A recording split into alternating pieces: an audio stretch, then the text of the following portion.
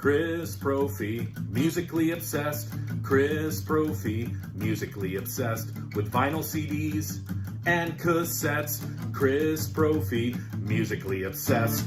Oh yeah!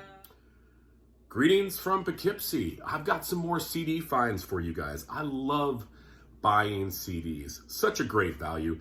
And at least at my record store, the used CDs are like $4.99, and for like a double CD, it's usually like $9.99. So you can't go wrong. You can get so many more CDs for the price of like one record.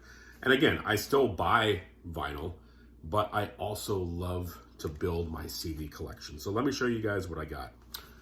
Picked up Tom Waits' Heart Attack and Vine.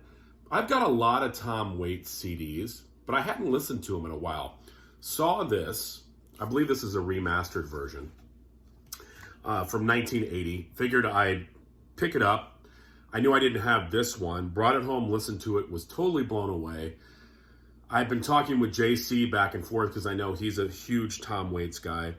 And he and I have been just talking about his lyrics. And I just love how there's certain artists that transport you.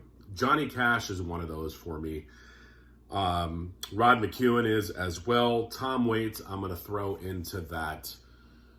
For me, anyways, he just brings me to that gritty side of life. When I moved back to New York in 1989, I remember going down to the city around Times Square. And this is before they cleaned up Times Square. And I miss that grittiness of the city. And when I listen to somebody like Tom Waits, it brings me back to that time where you could walk the streets of New York and there was just a little edge to it before Disney took over. So I know that was a long and winding story, but Tom Waits, Heart Attack and Vine, love that. I'm a big time Van Morrison fan. Found this, Hymns to the Silence. This is a double CD that I believe came out in 1991. It's typical Van Morrison fare, but as the title suggests, there are some traditional hymns on this as well. I didn't realize, maybe I should have, that Van was, I'm assuming, a pretty religious person. I know that his albums, kind of teeter on that sort of spiritual realm, but this, he pretty much dives into it. I like Van Morrison. A lot of people don't. I dig him. Neil Young, been on a big Neil Young kick. I picked up this, Lucky 13. This is a compilation album of his Geffen years.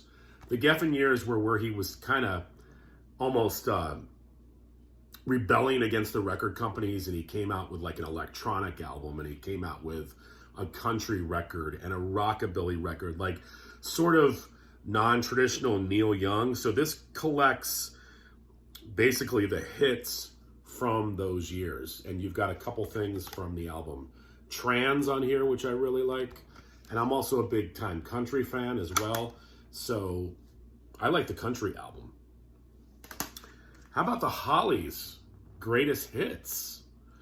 It opens up with Bus Stop and Carrie Ann, and from there, you just go into a bunch of other great tunes as well. I love this era of pop music. I didn't have anything by the Hollies. I think I'm good with the Greatest Hits. Rolling Stones, Blue and Lonesome. Basically the Stones doing blues covers. I wanted to pick this up. I love the Rolling Stones, and of course, if you're a fan, you know that the blues are a huge part of the Rolling Stones sound, and it's a great record. I mean, it is what it is. It's the Stones doing blues songs. So if you're into both of those genres and artists, definitely check this album out. Did a review of this, the new Judas Priest, Invincible Shield. I'm not going to talk too much about that because, like I said, I did a huge review of that, and everybody and their grandmother has done a video on that. And I finally picked up Bruce Dickinson's The Mande Project. And you might be wondering why I have it like this. because these stupid paper sleeves, I end up putting the CD in a jewel case so it doesn't get scratched every time I take it in and out of this. I know I've got issues, but the Mande Project, pretty good. Not totally blown away by it. It might be one of those albums where I pull out a few months from now and go, wow, this is freaking amazing. But, you know, it's very, very good. I think I'm just spoiled because I remember loving Accident at Birth, Chemical Wedding, Tattooed Millionaire. This album is nothing like those. And again, it's good, but it doesn't fulfill me like those other albums did. But still, it's better than Senjutsu. So that's what I picked up. What have you guys been listening to? Enjoy your Easter. Bye.